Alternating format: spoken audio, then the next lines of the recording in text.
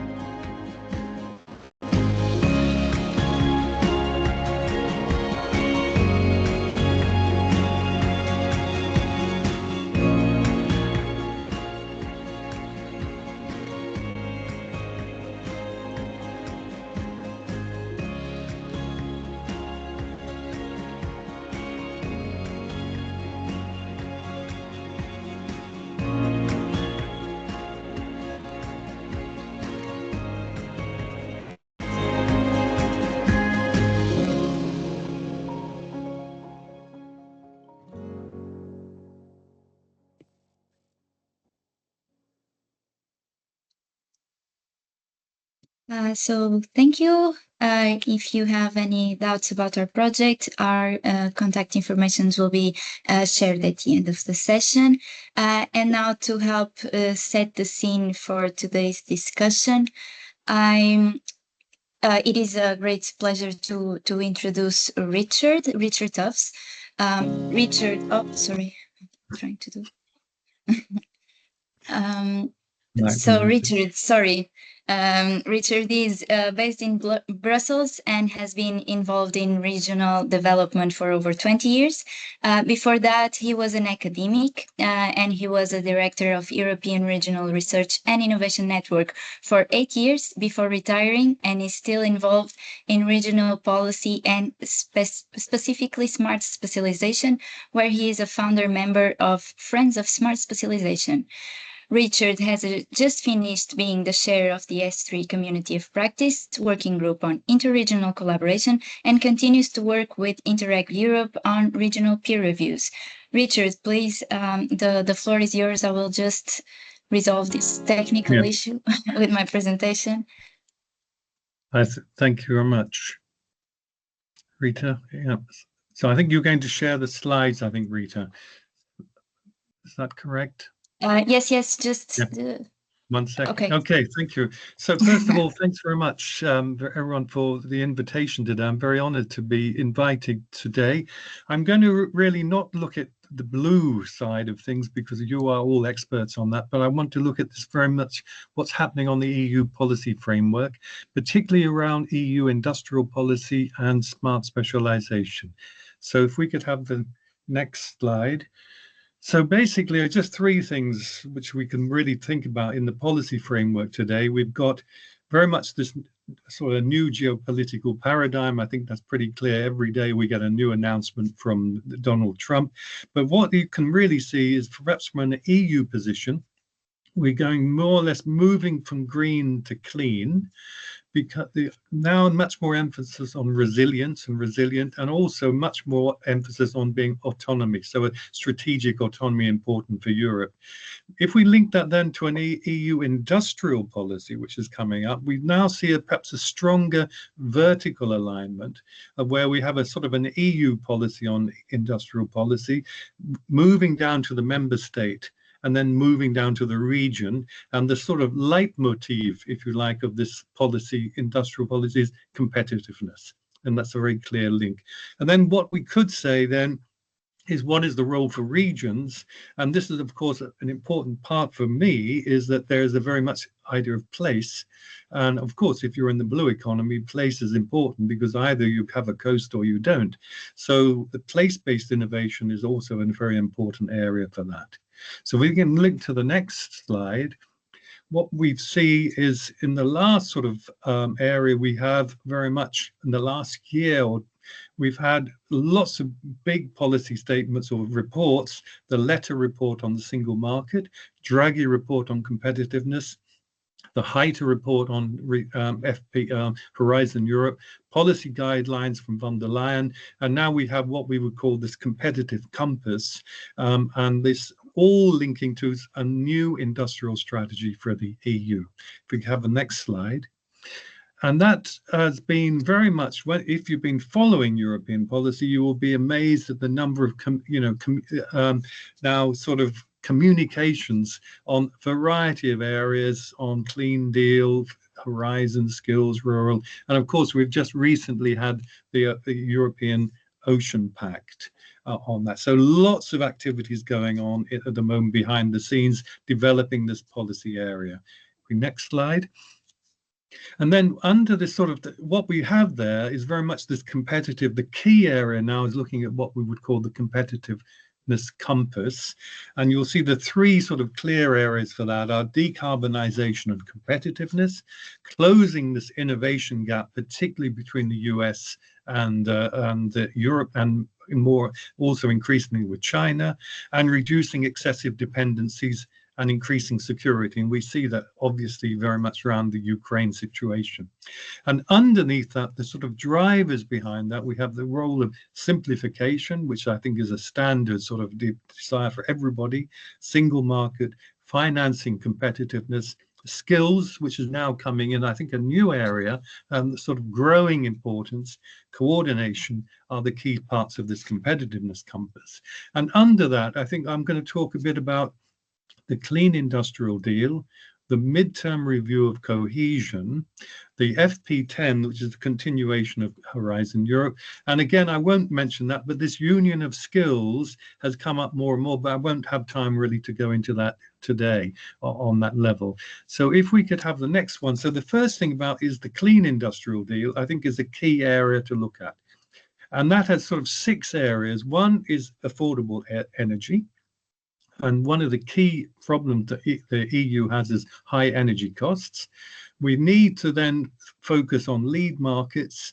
And this is where there's a very clear focus on clean tech. So this is the new sort of area, in a way you might call this a smart specialization of Europe, is now looking this focus on the clean tech. We obviously have it more on financing and this new competitiveness fund, which I'll talk a bit more. Circularity is coming in an enormous amount. So we very much think of clean tech and circularity, global markets and partnerships, and you'll see there promote and protect the EU. Interesting times again with the tariffs coming up. And then last but not least, we see the role of skills. Again, skills coming in. And then as you see there, the clean industrial deal aims to open a new chapter of European industrial history defined by growth, resilience, and leadership on the world stage. So this is a clear direction of travel for Europe. The next slide. Now, what was interesting, you have recently a cohesion policy, a midterm review. The midterm review is often brought in because one of the criticisms often of cohesion policy is that there's a lot of money has not been spent. So the argument is that, spending on cohesion is very slow, and therefore there is money available still in the budget. And one of the things that's coming up now on the cohesion policy is a sort of bringing in new priorities. And if you talk about the new priorities, these are sort of an indication of what's going to come up. Okay, so they wouldn't bring in new priorities if they're not going to continue. And again, you see this economy and security, the big debate around defense, whether money for defense comes out of cohesion or not.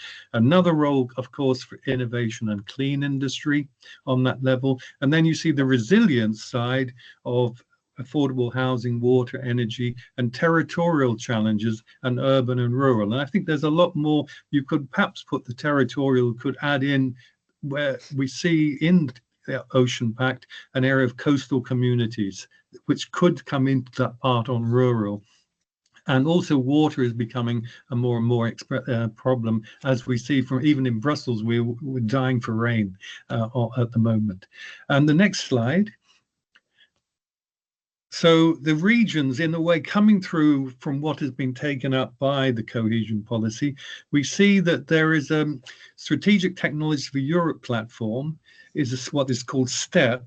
And this is something that if people don't know about it, it's something worth reading, looking at, particularly around this sort of enhancing EU industrial competitiveness by focusing on developing critical technologies, again, for a sustainable competitive future. And they argue that cohesion policy should increase the support to STEP on top of the money it's already getting. And underneath there, you can see that I've added where the key areas are: digital technologies, deep technology innovation, clean and resource efficient technologies, and biotechnologies, and possibly defense may be added into that at a later stage. If we could have the next slide. And then the regions should be more selective in granting aid to firms and focus on breakthrough and innovative companies. These are the ones that can enable diffusion of innovation. So this is important, this term breakthrough, because I come on to that in this sort of slight debate on that. And particularly you see they're looking at the companies that contribute to European strategic sectors and value chains. And just to say, I mean, this was something from McKinsey that I picked up recently. Not every, there are not that many breakthrough companies.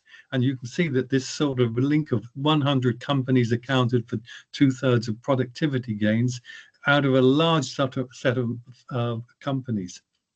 And you can see again, We need to boost the many scalers that exist. So we're looking at the stronger companies to drive this sort of breakthrough innovation.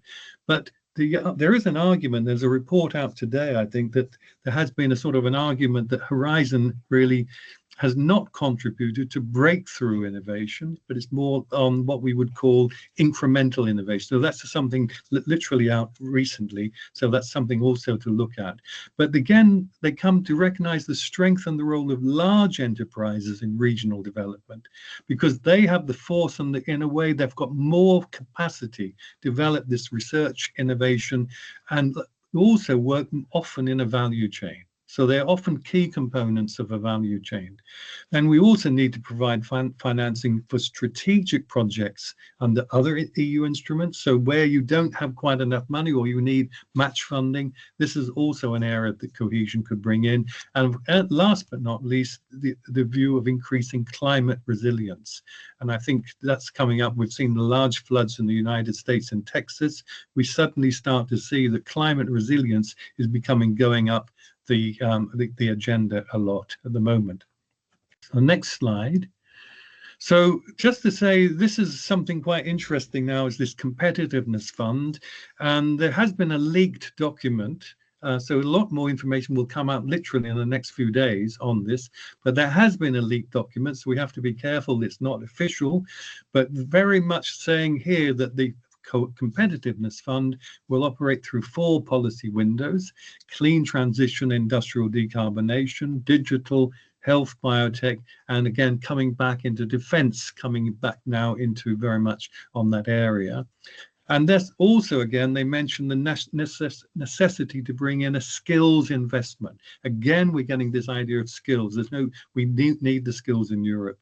And again, it concentrates around on the development and deployment of clean technologies, turning decarbonation into a driver of growth and competitiveness. Again, so we're coming back very much on this clean decarbonization, growth and competitiveness agenda.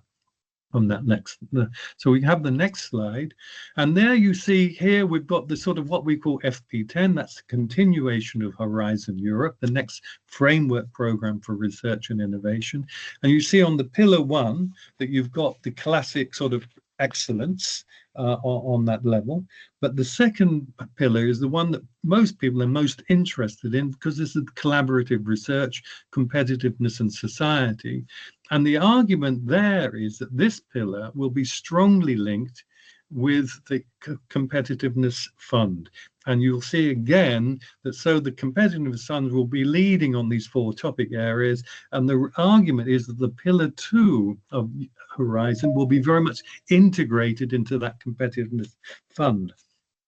Now, there's been a lot of opposition to this from the universities, and this is still going on. And I read literally today that 9 member states are against this merging of the pillar, particularly Spain and Germany, because one of the things is if it goes into the competitiveness fund, we're not sure who will run the competitiveness fund. But in the framework program, the member states have the possibility of influencing the program. So it's quite clear that the large players in that area still want to have influence on the program in that area and see possibly complementary funds. So this is very much an area that we need to discuss in more depth. The last thing on there, I think that the idea also will be, as you know, there what we would call technology readiness levels from 1 to 9. And what the argument will be in the competitiveness fund, there will be a funding instrument for each level. So once you're on a level, you will have a more simplified financing landscape, which I think will come up, might be interesting for later for today's meeting. And then the last point I want to make, just coming on to, in a way, my favorite question, is the smart specialization slide. If we can go on to that. Yeah, so basically what we see very much is this alignment of EU member states and regional strategies. So in a way, if you look at the little diagram, you see that there's a top-down industrial strategy, but also we know from smart specialization there's a bottom-up place-based where you link to the challenges and opportunities of a region. So what might be interesting to debate not today, but looking at where will smart specialization come? How much will it be top-down dominated, or how much will it be bottom-up? Sort of thing. So this is an interesting debate about where we would place in the future smart specialization. But what I'd like to say is the priorities. Smart specialization is always about priorities. We need to look at innovation opportunities for future competitiveness. It's not what you have now, but it's what you're going to have. Looking at strategic sectors, that comes back again to this industrial strategy, access to lead markets, and more, I think there's more debate on what we would call investment opportunities. We then come to value chains. Strong domestic ecosystems are essential. We need to be more aware, I think, of identifying and engaging lead companies. We need to attract, develop, and retain talent and skills. And also not forgetting what's there, because we do have InfoRegio, we have sustainable blue economy, we have lots of already networks around the blue economy on that level. So they are there to help. So let's not ignore them. We need also to find resources for project success. And this is really three areas. This comes from our S3 COP Interregional Working Group.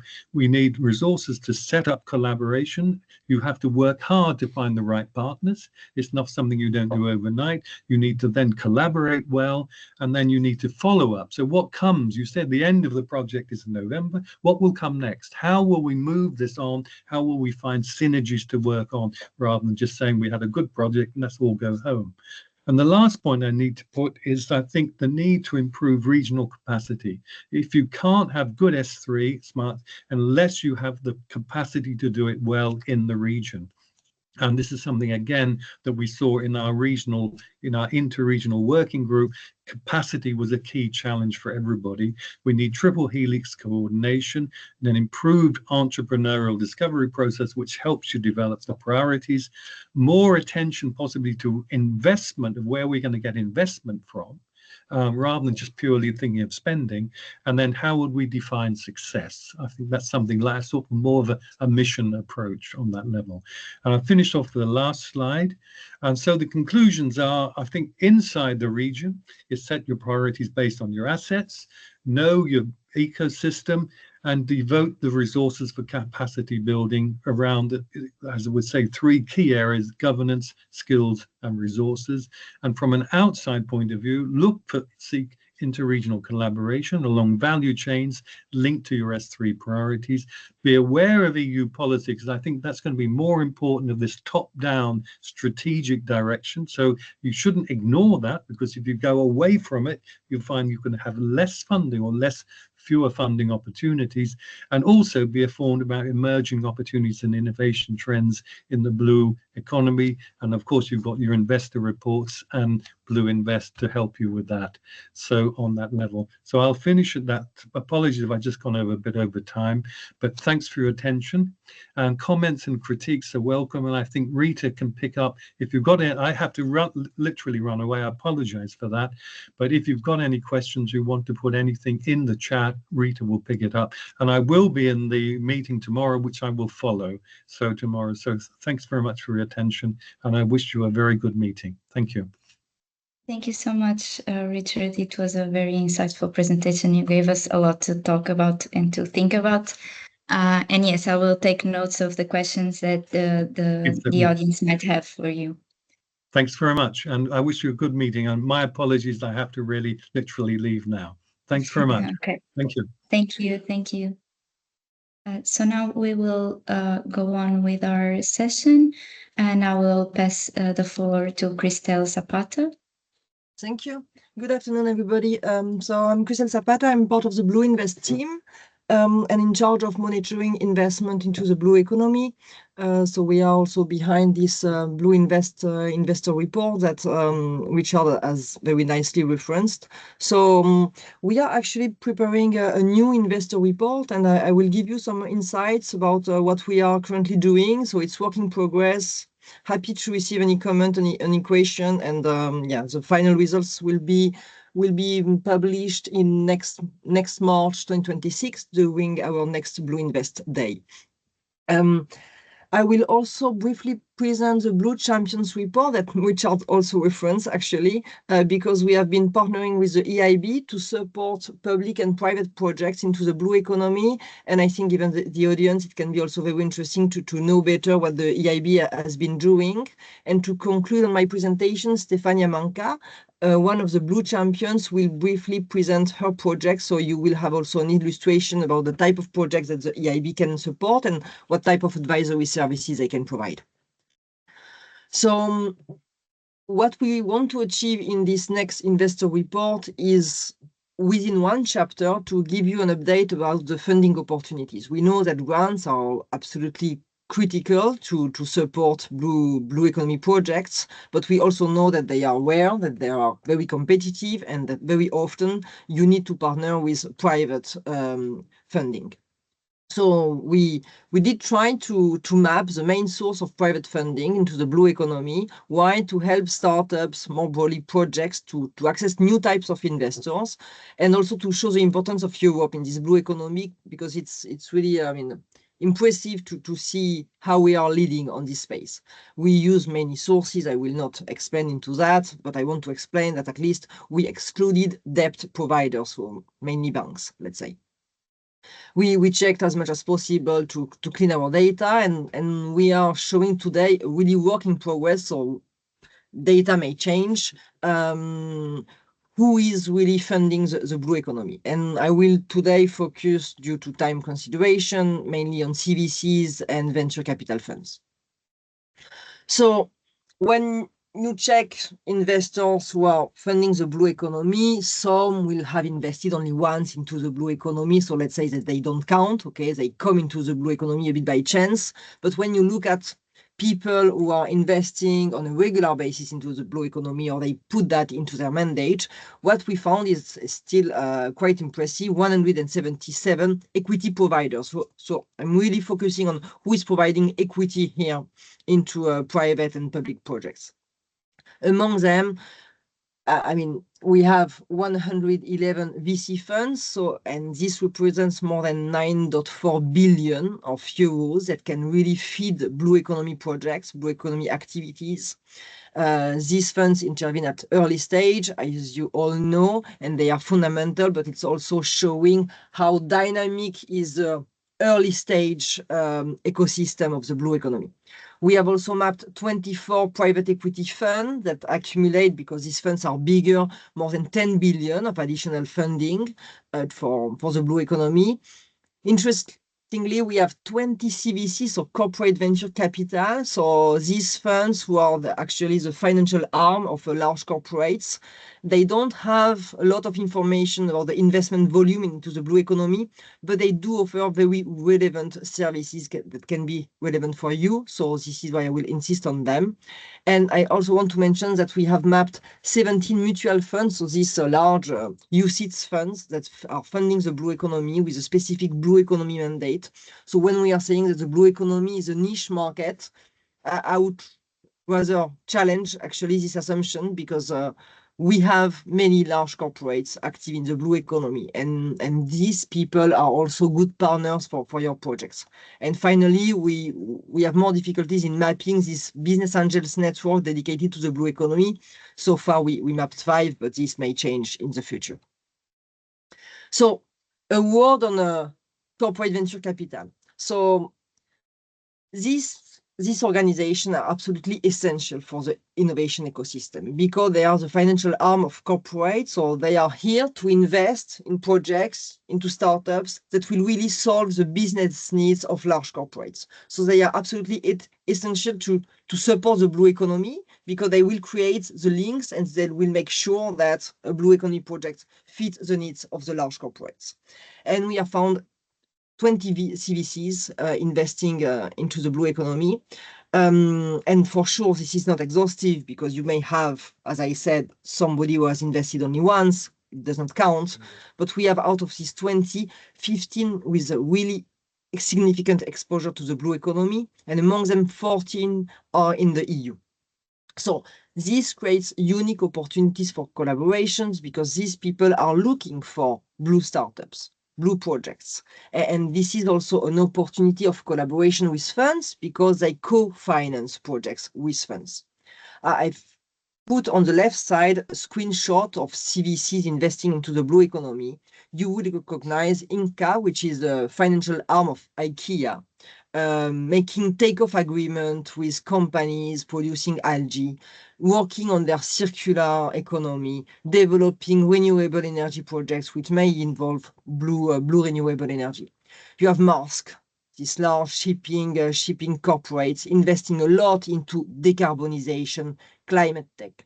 And this resonates with the video that you have shared, Rita, on the fact that decarbonization tech is actually super intertwined with the blue economy. And all these companies, they share this. They want to decarbonize and they want to integrate more tech.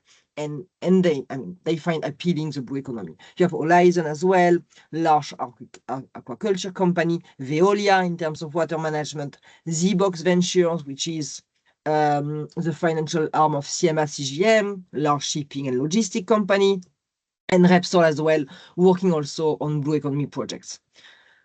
To be noticed, I mean, if you're a project, you want to cooperate with the CVC, don't look at only Maersk or Z-Box because they are directly shipping company. Go for all the ones that are focusing on mobility, decarbonization, sustainable tech, because they are looking for type of solutions that the blue economy is providing. We did a mapping, which is a provisionary mapping of the CVCs per country. Actually, France is leading by far, but I mean, in all dimensions within the European Union, because this is, I mean, a large, it hosts many blue economy ventures, and it's also a huge financial center. So this explains why you have France as first. You have also Germany, Netherlands, Belgium. I just mapped some here. To be noticed, these CVCs tend to invest more at early stage, okay, and also they in many cases provide acceleration services. So this is also a way to partner with them to test your ideas and your innovation. Also, to be aware, these people are looking for innovation globally. Even though they are based in France or Germany or Netherlands, actually it does not matter because they are looking for the right solutions for their business at the global level. So we are actually competing at the global level, but also there is less, I mean, national barriers to be applied. They focus on sustainability, marine tech, logistic, biotechnology. So there is a wide range of applications that can be of interest to them. And they often hold shares in tech and green funds as a complementary, I mean, financial diversification strategy. And this is why they can be very relevant partners also for VC funds. So this is for the CVC side. And now let's focus a little bit on venture capital. So we have 111 VC funds with appetite for the blue economy. This represents, so as I said, 9.4 billion of its investment capable to feed the blue economy. This is way more than what we had in our previous investor report. Why? Because we have enhanced mapping. We have now AI to help us. We also checked further and further. We constantly monitor what is happening into the blue economy. So we have now 111, but they are not covering only the EU. But still, 63% of them are based in the EU, so it represents 6.5 billion euros, which is, I mean, showing how the European Union is actually very successful in attracting and bringing more investors into the blue economy. So making the blue economy more aware, you know, from an investment perspective. I have put on the left some example of funds with a partial exposure or only exposure to give you some examples of funds that are relevant for blue economy. Partial means they don't invest only into the blue economy, but this is a part of their interest and they have made some deals. Again, France is leading by far. I've shown you below some country split of the funds. You can see that you can find them almost everywhere, from Slovakia to Belgium. So this is, I mean, you may have more acquaintance with national funds because they know better their national market. So they tend to be a lead investor in their own market. And then they can bring these additional investors. So it's also, I mean, a safe strategy to go for these national funds. But if you take the example of Luxembourg, Sweden, Germany, Netherlands, they are also big financial hubs. So and these funds tend to invest at a global level. So you can, you are not obliged to just look for your national funds. Just a word a bit on the financial analysis of these funds. You have a quarter of them who are really focusing only into the blue economy. So, I mean, blue is their only mandate, but you need to tap into those ones who have a partial exposure to the blue economy because they are focusing on AI, deep tech, biotech, energy, circularity. And all this actually is highly linked to the blue economy. So in terms of investment thesis, if you're trying to attract funding, to collaborate, it's very important to look for these impact green funds who have a tech element and who are oriented towards transition. And go beyond this circle of fully blue funds that we all know. And last word, which is a bit, on the negative side, let's say, or areas of improvement. When you look at the average fund size of these only blue economy funds, they tend to be smaller, 100 million, when for the other ones it's almost 300 million, which is more standard. So it's something to be taken to account, and something where the Europe can make something. And actually we have the EIF acting as an anchor investor for many funds and helping also to grow the size of these funds, which is clearly very important so that they have positive ripple effects on these startups and scale-ups.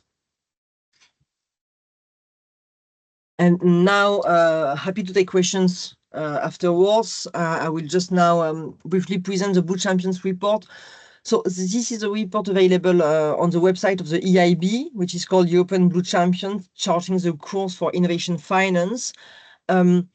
It comes from an initiative where the EIB wanted to fund and still wants to fund blue economy projects, being public or private. So we help them to identify relevant projects in the blue economy sphere.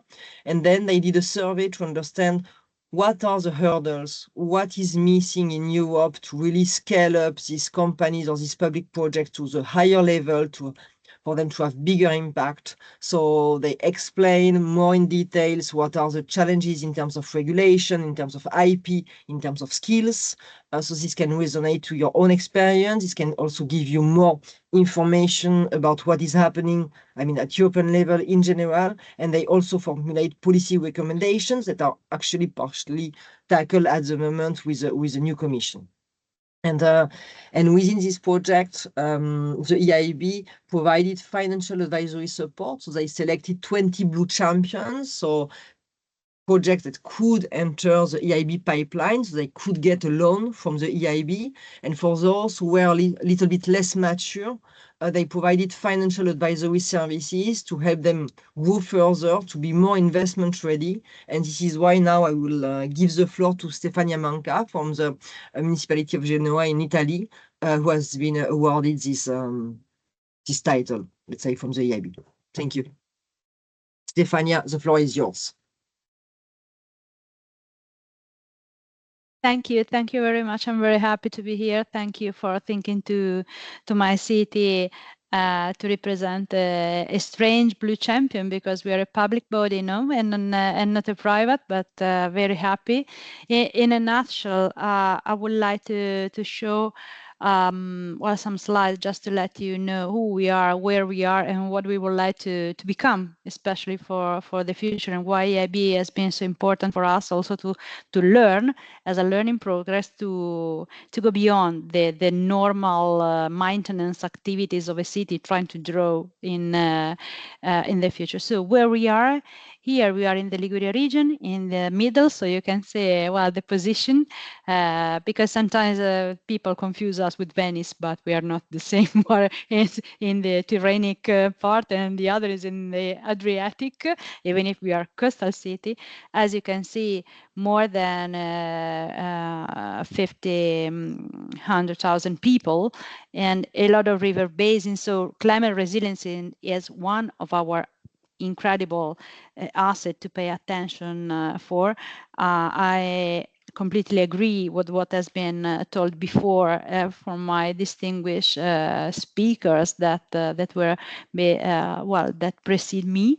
And we have a coastal line of 30 kilometers, and we are a mountain city on the sea, so not easy to manage. Just to know exactly which are our tricky points, our issue, and what we have to manage from here to the future, how we can redraw the city. That has also to compare and to think about this historical heritage. We are an ancient city, you know, and so we have a lot of critical asset, people, economic asset, cultural, and all together are mixed in a study that is a big study of the city. We elaborate more than 100 of scenarios regarding demographic change, digital transition, so exactly what Europe now is asking to us, and as an obvious, the climate change related effect. And this is our situation now and what we are expected to see in the future. So in the graph, you can see which are the tricky points for us that are a tricky point for the Mediterranean especially, you know. But in looking at clearly in this graph, the politician that already knows, they are aware of this, now they could decide together with the decision maker and the practitioner and the technician together, which is the future, no, to take the robust decision and then to elaborate a framework, a financial framework to help us to grow public funds, private funds, and so a compound of funds, a sort of crowdfunding, if you can say, to draw a new city in a circular way, a circular path. A circular economy is embedded in our city, in every action of the city. And just to testify that what I'm looking for is a huge document that then I don't want to share, but I can share if you want to, if you would like to know. And these are the milestones. We approved a strategy, Lighthouse City Strategy, in 2019. We approved an action plan that look at 2050. So the Lighthouse City Strategy look at 2030, and the other milestone is 2050. And we elaborate the strategy take into account what we already have, the planning documents that every city has, and we do something more. A collaborative, not top-down, but bottom-up mechanism participated that use as a background every commitment that the agenda, international agenda, and European Commission asked to do, and we embed and we elaborate this framework. So 3 drivers of change, 3 simple assets on what we would like to work, because we need to work, and the goals. And as you can see, in the anticipation and strengthening, there are the seeds of the preparation of the preparedness strategy of the European Commission. And these are easily our goals. I don't want to look at, I only want to show you the action. Easy, 12 super action, in which the Genova Blue is the new vision of the city, because we embed the green economy in the green, the blue economy in the green asset, because in Italy was more easy in that years to take advantage, to put the green and the blue asset together. I think that today we can do, we can continue to proceed on this movement, because the green economy, the blue economy need to go together in helping a city to be more using a systematic approach, no, in drawing the future. And for instance, this city is an action completely devoted to the circular city. So to transform our city in circular process, circular city, circular public and private procurements, and etc. So using financial documents and financial new way of put on the ground the concrete and big project of the city. Now I'll show you instead what we elaborate. Thank you to the help of EIB. We have been awarded as a Blue Champion because we put in simply on the table what we are doing with our action plan, and which are our expectation, and we need an help because we finance a lot of projects. At the moment, one 0.5 billion zero now are grounding on the sea. And more and more, thank you to the cohesion policy, the operative plan for metropolitan cities, the national plan for recovery and resilience facility. So a lot of money now. We have not the problem of the money, even if money are never enough. The issue is to spend the money for things that are realistic and that are real project, and how we can keep the ball rolling, because all of the city now are implementing something, but they have to think about how we can maintain, how we can transform what we are doing now in self-sustainable business model for the future, because the super money will have an end, because the Europe is thinking to something else now, no? And so in that way, we work together to EIB just to really understand which are the instruments for us to not only to maintain what we already are doing, but how we can add a value, an added value to our project.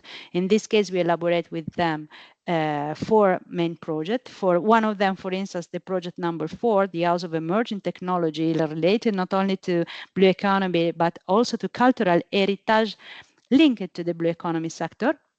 And how to decarbonize, so how to implement clean tech in doing this activity. We already have a funding, so we leave the technical assistance with EIB with a project of funding. Now we already gained some funding more, so they are cute project for us, and as well as the system of the Genoese fort. So making more resilient the fortification, the ancient fortification that are in the back, how to link them to the sea. So again, the green and the blue line of the city are strictly connected, and we finance with more or less more than 35 million euro a complete renaturation of the renaturation according to the last law of the European Commission of the August 2024. We have a plan. And we already finance 4 projects for the coastal line of the city, completely renatured. And this is essential because the urban settlement could benefit, and also the asset of the tourism, a sustainable tourism of the city, in order not to concentrate the tourism in some places, but to give to the touristic asset more and more facility. And how we can connect the city in this way, using also new cableway, especially the submarine cableway. We already have 4, we are implementing with 2 more, in order to have 2 gigafactory on the city. And so the clean tech for us, especially high tech, is one super asset. And this is an obvious. We have one of the biggest ports in the Mediterranean. What we are doing, we are transforming the port in a sustainable port, in a green port. We are working together with the Port Authority, and for the first time, I can say we will develop a synergistic plan. So the port is not separated by the city. They need to become more synergistic, because this is an issue for the Mediterranean and for every ports and cities in the Europe, no? So we are working together in order to become not only more resilient on climate change. We are building a new dike, and we are building new protection measure, but also greening the gray, especially in the eastern and western part of the city. So what is not really port, but it is what is the surrounding part of the port. And here in a nutshell, the issue is that, again, the connection. So in a city that is a city like a mountain city of the sea, the theme of the connection, sustainable connection for the city, is essential, because we cannot foster any kind of blue and grow without sustainable connection from the eastern and western part of the city, from the mountain. We have mountain. We have to be honest, and the sea. What we are doing now is with the new mayor that we have. We passed the election period just in June, and now we are building new projects, and we are very happy because sustainability and economic sustainable development are becoming a must for our city. So okay, infrastructure, okay, super project, but the most important thing is doing what is really needed by the city, and not only what is expected from the bigger asset, but especially from citizens. So a new thoroughly participated process. Thank you. I hope to have been really pragmatic and synthetic. Thank you. Thank you very much.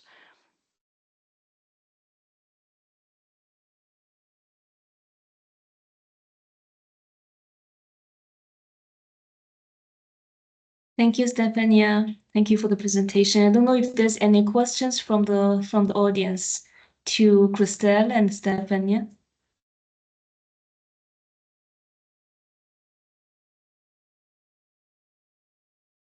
Don't see any questions in the chat. You can find the link to the Blue Champions report in the chat. So if you're interested in reading it. Okay. I want to check if Rita is still here. Rita? Yes, Yeah. I'm okay, here. Cool, super. So should we move to the next session? Yes. And also want to check if Catherine is here as well.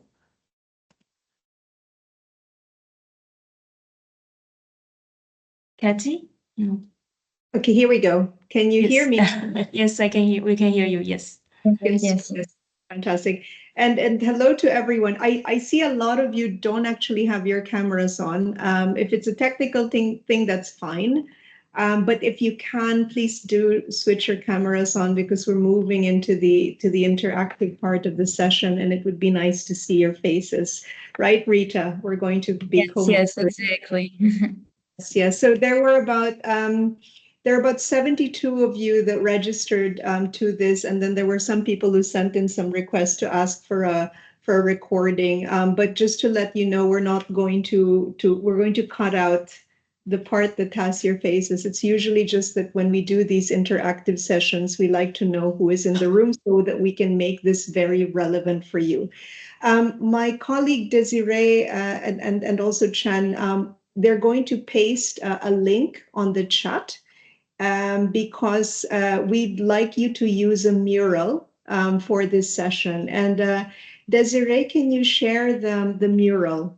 Okay, the purpose for us, and I think really the interest going into this capability building for you is that as BlueInvest, we're trying to open new avenues and also different types of assistance so that projects can access finance. And so you've seen from Christelle's presentation that a lot of the financing that we're opening up and that we're also helping not projects to access is linked to technologies, and that's why it's quite VC and CVC focused. But as you've seen from Stefania, this can also include public projects, and so there are new avenues that exist which can be tapped. And I think just to link this to Richard's presentation earlier, you see now more blended types of finance. So he made a reference to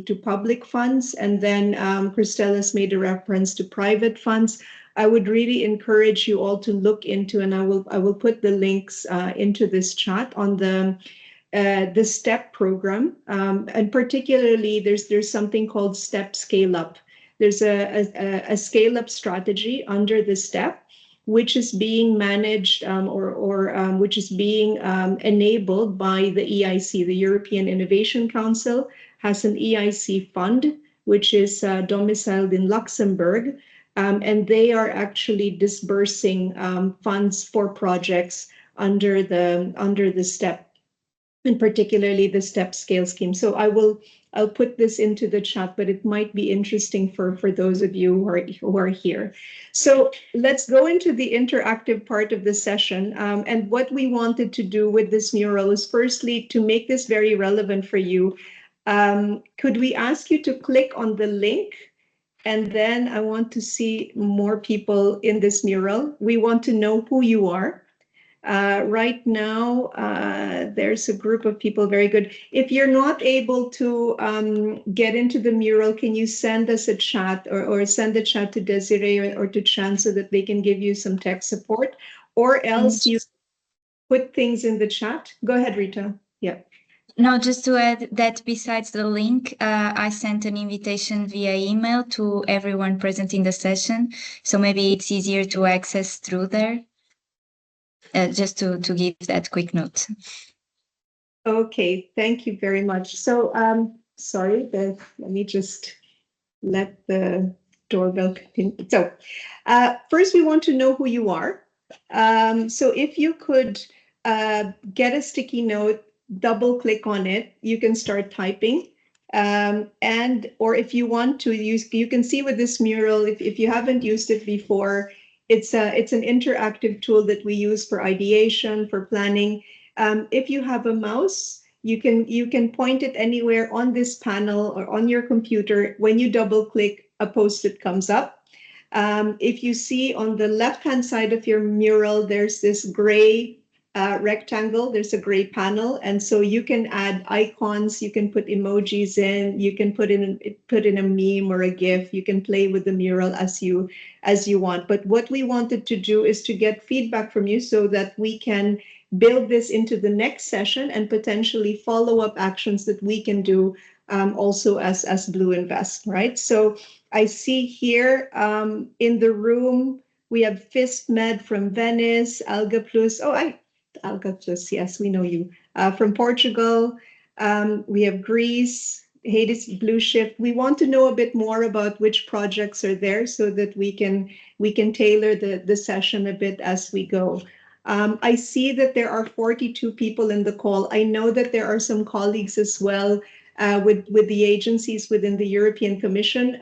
You're also welcome to put, to add to the mural, to put yourselves in, because I think it would be also useful to see if there are, for yourselves, maybe not so much challenges, but also questions that you have that you want to address within the capability building. So you're very welcome to also put yourselves in here. Okay, so I see some projects and we want to know a little bit more about you, and also we want to see which countries, which regions are represented here with us today. In the second panel, we'd like to know which industries or which sectors are you active in or where you have a particular interest, so that we get a sense, as well as, different types of funds can have a specific sectoral or an industry focus. And from what we have seen as well, when you look at the funding that is attributed to STEP, to the EIC, and also when we're looking at generally impact funds, the blue economy does not really factor in many, but blue technologies come in, right? So one way that we've been able to support, projects is to help to map them to funds that are not specifically blue, but have blue components. So they may be green funds, that are also open to blue types of technologies. And what we've been doing on the other side, which we will tell you about tomorrow, is we've been informing and we've been increasing awareness of funds and investors on blue economy sectors, so that here we can make a clear link between blue economy industries and asset classes that are already established, and also the ones which are emerging.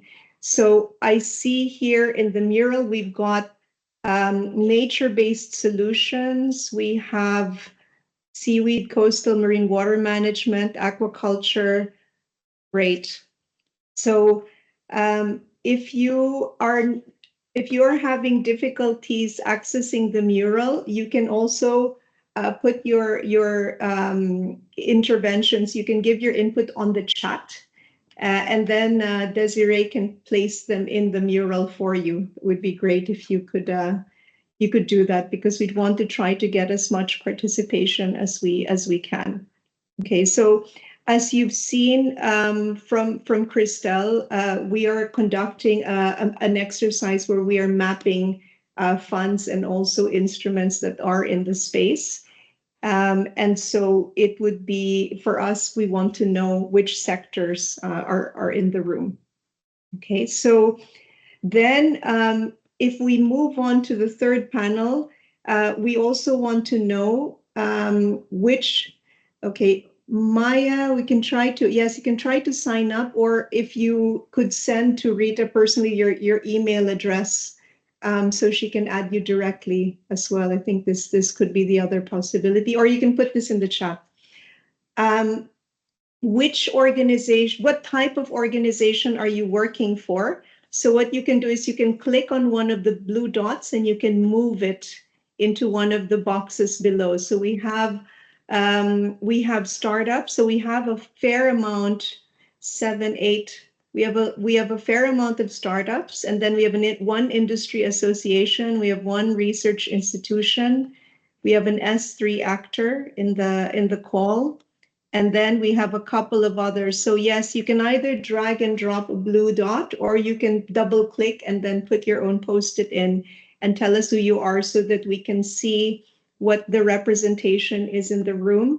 But this is great. It's nice to see also public authorities, municipalities. Good to see them in the call, and it's great to have all the startups and SMEs there, because you guys are for BlueInvest, at least you are our core.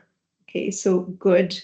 And so once you've done that, if you could go into the panel on the challenge that you're trying to solve today, because here, then we're going to, from there, go into the ideation part. Okay, so if I'm going into this panel on the challenges, you see that there are 2 questions in there. So first, a need or a challenge that you're trying to solve. And then if you know about any best practices that can help you solve this challenge, right? So I'm just going to get a sense of what people are putting in here right now. Blue economy law approved on Veneto region. There's one, multi-purpose nature-based, so seaweed. I think it would be good for you to frame the actual challenge. So what about multi-purpose NBS when it comes to seaweed aquaculture and social resilience? What's the challenge? Is it that you're trying to get specific funding for a project that you're launching off the ground? Is it that you need partners or stakeholders? Is it that the regulations in your area are quite restrictive, or the permitting is not making sense? And so if you could add that into the posted, that would be great, because then we can also see if we can map some additional assistance, connections, contacts for you. And then we can also see if there's a way to move this, to move the needle, right? Okay, I see also financing opportunities for RAS in Germany. Great. And maybe for that one, if you could put a small descriptor there, which part of Germany are you based in? And then if there's a specific type of technology within the RAS, or if it's what is there an innovation that you're trying to get financed? Optimization to connect to investors. So, okay, there are some really interesting challenges here. So I'm going to start maybe calling out on some of you just to explain it a little bit as you're writing, if that's okay. And then I encourage you to open your mic and tell us a little bit about the challenge you're trying to solve, because we can help you maybe frame your challenge question, and then it will help us to move on to the next panel. So, okay, the one that's optimization to connect to investors. Can I call on you to just tell us a little bit? What are you trying to optimize here? And maybe introduce yourself and where you're from. And I open the floor to the person who. Okay, I don't know. Do you hear me? Yes. Hi. Oh, hi. I'm Harold from Vienna. We are currently accessing the investment readiness program here on the BlueInvest platform. And while doing this, we already connected to some potential investors. And I found out that they simply don't answer. So no matter if you contact them via the BlueInvest platform, or if you upload your pitch deck on their websites, it's like you put everything into a black hole. So I'm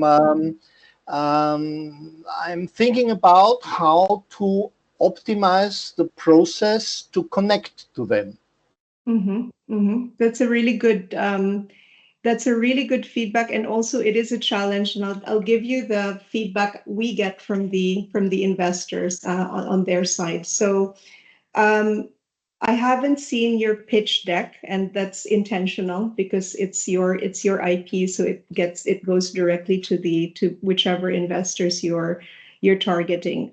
There are a couple of points that we keep being told by the investors that we're dealing with. The first is when it comes to the value proposition that is in the deck, many times it's not clear for them because, and I say this, I haven't seen your deck, so I don't know if it replies directly to you, but this is the feedback in any case for all of the startups that are in the room.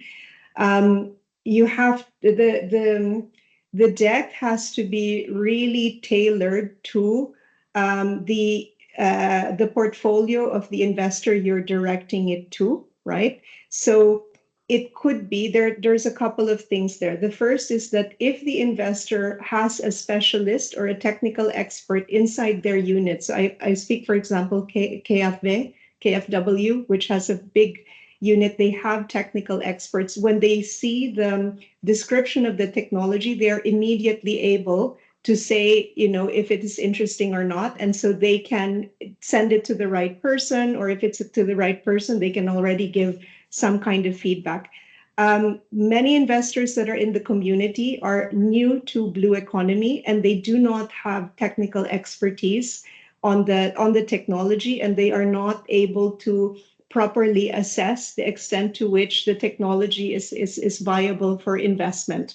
And that's why one of the points when you're sending a pitch deck or you're sending a message is to which extent is the way that you're describing your offer, to which extent does it either make sense, or at least at the surface level, is it easy to understand and relates to the portfolio of the investor? I think that's the first point, because it's a content it's a content piece. We receive a lot of decks that are more linked to sales rather than investment, and that's a different kind of angle perspective when you're sending a pitch deck. So there's one distinction there.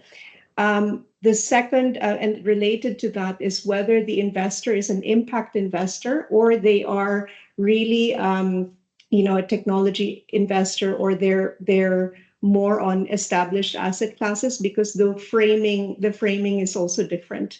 So there's a tailoring that needs to be done, and that's also content related.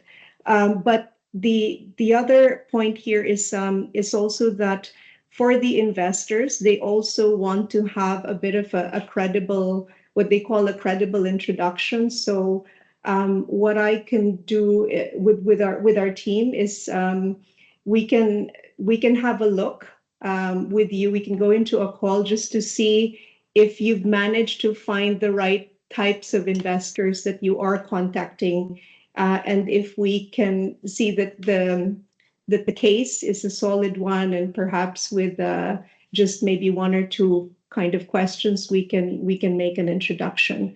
But it is that they also they receive a lot of requests, and I think a lot of decks. So what I find is that if it's a new fund, they're more open because they do have time. There's kind of the round has been refreshed, and so they're usually more motivated to get back, and also where they've built up their team. So there are some new funds that are in the platform that build up their team, so they get back to you a lot more quickly. And then the more established ones, they take a bit longer, because then it may well be that the round is closing, and they themselves are also fundraising. So it's there's a timing. I think there's a timing that's to this. Okay. Okay. So our pitch deck you can find on the BlueInvest platform. Our investment coach is quite happy and satisfied with it.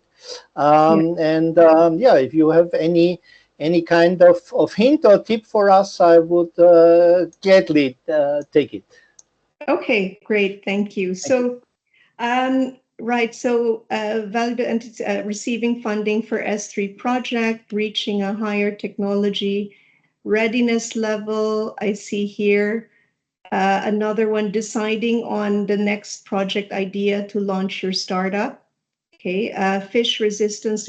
So I think one point, just for those of you who have put keywords there, it would be good to get a bit of precision. So just to frame it as to what is the problem on, for example, fundraising. Is it in putting together a fundraising proposal? Is it in identifying funds to target? Or more recently, we've also received, or we're in discussions from funders, not just banks, but also asset managers that want to set up new funds. And this is an area that we've been supporting on more, because we want to see more dedicated blue funds go into the market. So what about fundraising is the challenge that you're trying to solve? I see sector coupling. Can the person who wrote that, can you unmute and tell us more about what you mean? Sector coupling. This one.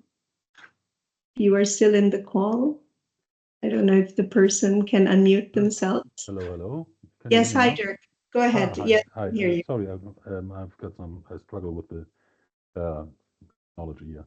Yes, sector coupling. Well, I just wanted to wrote that I'm only representing my colleague, who is much better experienced and has got a lot more to do with the finances. So I don't know anything about finances, but I can tell you a little bit about the sector coupling idea of our rainbow trout farm.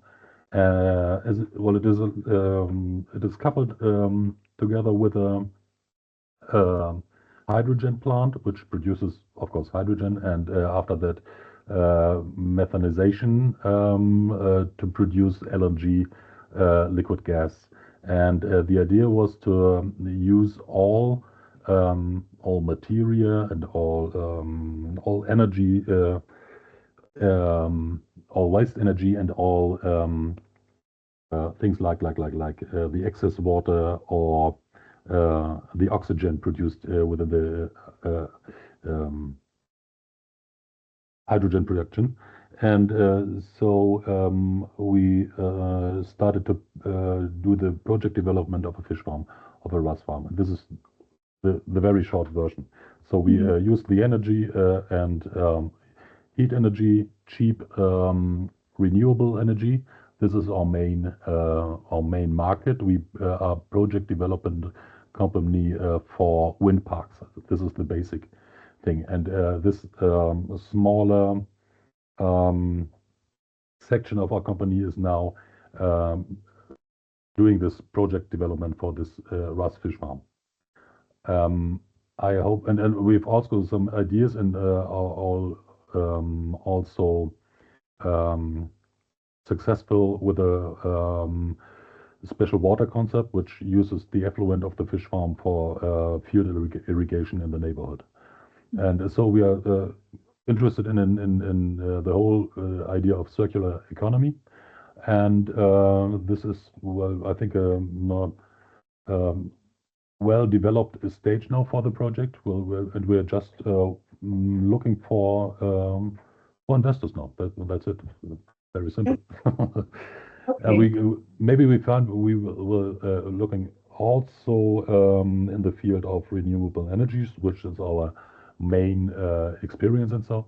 But also this BlueInvest network seems to be quite interesting. Okay. Yes, get in touch with us after, because I think one thing is also to be able to, it would be good to understand the fundraising, the investment objectives that you have, and the model that you're going to be using for this, because I think sector coupling also will need to kind of explain as well what sector coupling means. So, but let's do that. Let's do that bilaterally then. But okay, that's an interesting one. There's another one on there on. I'm trying to see what challenges might be interesting to, to take up. So the learning more about funding opportunities for S3 to promote interregional innovation transfer. Do you want to just say a bit more about that? Is that Matteo, or because I saw this in the chat, but there is one on learning more about funding opportunities for S3 to promote interregional innovation transfer. Can we do some framing around that? Yeah, go ahead. Hello, Catherine. This is David Bassett from ETIP, the European. There we go. Small world that we're in the school. I'm the one responsible for that comment. So whoever the Matteo you were accusing of writing that is, he can relax. He can relax. It wasn't him. It was me that wrote that. Go for it. So as you know, good afternoon, everybody. My name's David Bassett. I'm the General Secretary of an organization called ETIP, which is the European Aquaculture Technology and Innovation Platform. There are many different sort of overlapping areas where I'm involved, and why I would be interested in a BlueInvest session and event. But my motivation for joining today was actually because we're in the process of we have applied for and set up a thematic smart specialization platform under the S3 umbrella, as blue economy is now a thematic area for S3. But it's proving very difficult to find finance and support to enable interregional cluster collaboration for networking and innovation transfer. So I was very interested in hearing Richard Tuffs when he was talking earlier on today, giving us a very comprehensive and at some points really quite high level and political kind of introduction into some of the funding areas.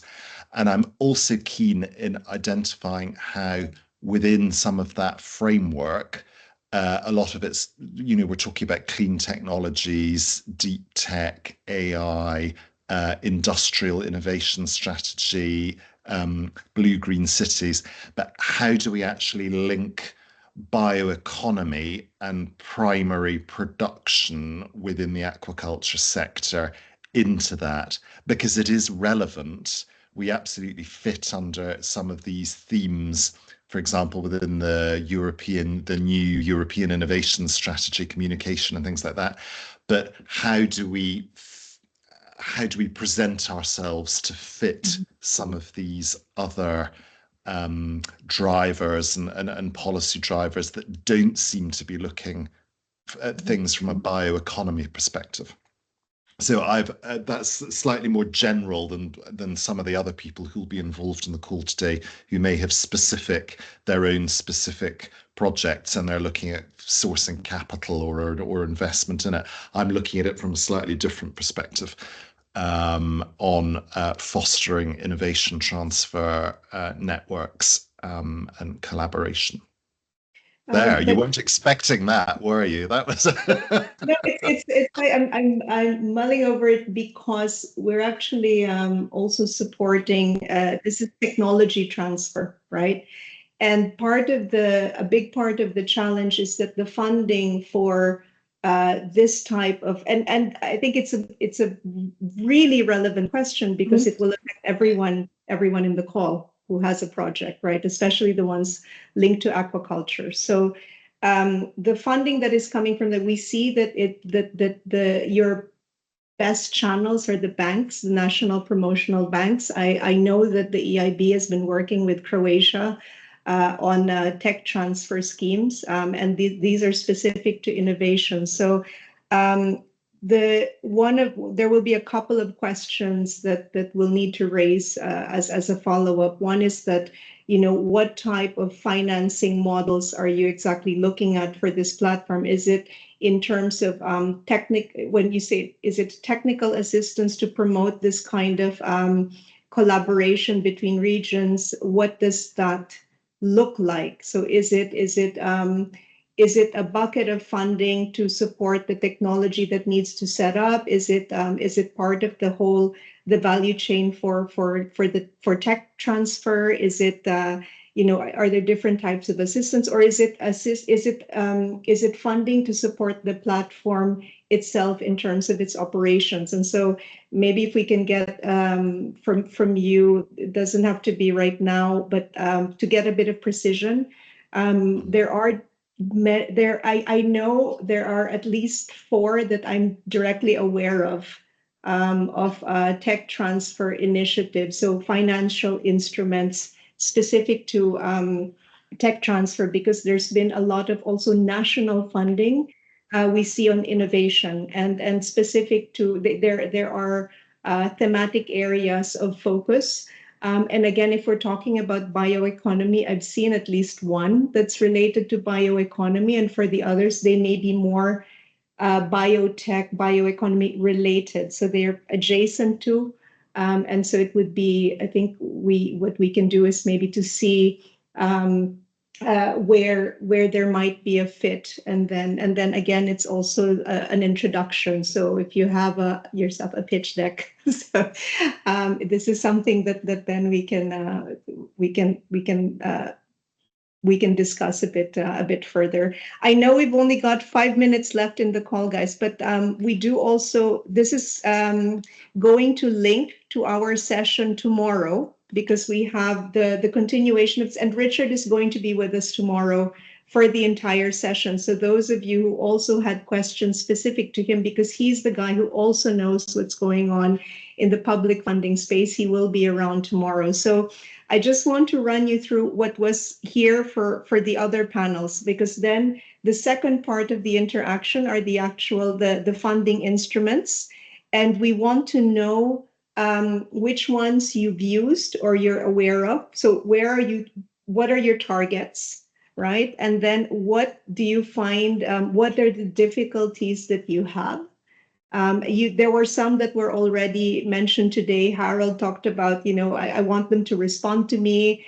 And then we heard from Dirk as well, also raising investment, and then from yourself, David. But for the rest of you, we want to get a bit of precision on the difficulties or the challenges that you're having, right? So that we can then identify where the gaps are, and then we can come up with some follow-up actions, or we can use the session to do a bit more ideation. So linking this session to tomorrow's one, we're going to talk about BlueInvest and where we're at with the services. There's also a couple of comments we've seen in the mural on, I want the technical assistance process to be faster, and we're going to take that up tomorrow as well. So it would be good if you if you went into the session. I also took account of some of the points here today, and we're going to try to have answers for you in the workshop for tomorrow. Okay, so with that, Rita, you have your 4 minutes to wrap up for the session today. The mural will be open also for tomorrow, and we're going to continue the workshop then. Thank you, Catherine. I believe we were overly ambitious with the agenda, and we unfortunately didn't have enough time to go over all the panels. But I believe we had lots of insights. Richard and your colleagues from BlueInvest gave us a lot to think about, and I just wanted to use these 4 minutes to incite everyone to join us tomorrow. The link is still up.